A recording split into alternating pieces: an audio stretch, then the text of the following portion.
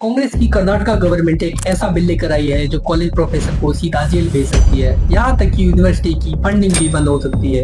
ये बिल कांग्रेस के लिए एक मास्टर स्ट्रोक की तरह है। इसने कास्ट पॉलिटिक्स को इलेक्शन मैनिफेस्टो से निकालकर सीधे स्टेट पॉलिसीज में लाकर खड़ा कर दिया है। तो चलिए आज डिकोड करते हैं रोहित वेमुला बिल को और जानते हैं ये कैसे कास्ट सेंसस से रिलेट करता है और साथ ही ये कांग्रेस के लिए क्यों इतना इम्पोर्टेंट है। साल 2016 हैदराबाद सेंट्रल यूनिवर्सिटी में रोहित वेमुला नाम का एक दलित पीएचडी छात्र उसने सुसाइड कर लिया। कारण था कैंपस में कास्ट बेस्ड हरासमेंट। उस साल का ये सबसे बड़ा एक इंसिडेंट था जहाँ पे ढेर सारे प्रोटेस्ट देखने को मिले, साथ ही इस मुद्दे पे काफी पॉलिटिक्स भी रही। रोहित वेमुला के नाम पे बिल लाया गया है जिसका ऑफिशियल नाम कर्नाटका प्रिवेंशन ऑफ एक्सक्लूजन और injustice right to education and dignity bill 2025 है।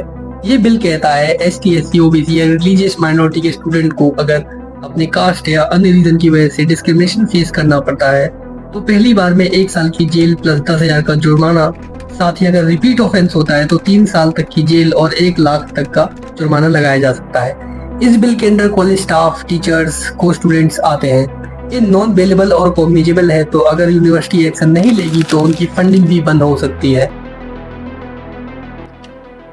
इस बिल से पहले कर्नाटका ने कास्ट सेंसस डेटा रिवील किया था जिससे पता चलता है कांग्रेस के लिए स्ट्रेटेजिकली कितना इम्पोर्टेंट है ये बिल। कर्नाटका में OBC पॉपुलेशन टोटल 70% है जिसमें करूबा, लिंगायत और वोकलिगा भी आते हैं।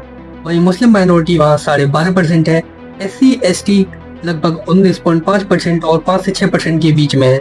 यानी OBC की एक बड़ी पॉपुलेशन रिजर्वेशन की डिमांड को सही ठहराती है। रिजर्वेशन में मुस्लिम को 8%, वोकलिगा को 7%, लिंगायत को 8% और सबसे जरूरी ST SC OBC मिलाकर लगभग 94% की पॉपुलेशन बनाते हैं। यानी कर्नाटका की 90% से ज्यादा पॉपुलेशन इस बिल के कवरेज में आती है और ये वही पॉपुलेशन है जिसे कांग्रेस टारगेट करता रहा है under the AHINDA formulation. AHINDA यानी अल्पसंख्यक यानी माइनॉरिटी प्लस हिंदुलिदा, बैकवर्ड हिंदूज जो होते हैं प्लस दलित।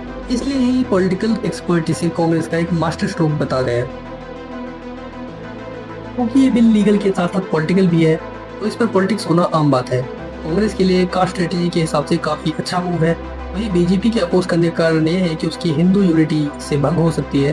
बीजेपी का कहना है कि एजुकेशनल इंस्टीट्यूशन में डर का माहौल बना सकता है ये बिल। वही कांग्रेस के हिसाब से बिल मार्जिनलाइज्ड स्टूडेंट्स को डिग्निटी देगा जो सिस्टम में साइडलाइन महसूस कर रहे हैं। अब देखना इंटरेस्टिंग होगा कि एक बिल कास्ट बेस्ड डिस्क्रिमिनेशन को कैसे रोकेगा या कांग्रेस के एक वोट बैंक को कंसोलिडेट करेगा और उसे और मजबूती देगा। अब सवाल है क्या ये बिल पास होगा, क्योंकि कांग्रेस कर्नाटका मेजोरिटी में है। सिद्धारमैया खुद OBC लीडर है और कास्ट सेंसस के बाद उनकी पोजीशन और स्ट्रांग हो गई है, तो मोस्ट लाइकली मॉनसून सेशन में ये बिल पास हो सकता है। क्या ये सोशल जस्टिस 2.0 की शुरुआत है? आपको क्या लगता है, रोहित वेमुला बिल एक हिस्टोरिक जस्टिस मूव है या पॉलिटिकल चेस मूव? कमेंट में लिखिए और अगर आपको ये एनालिसिस पसंद आया हो तो लाइक करो, सब्सक्राइब करो और बेल आइकन दबा दो।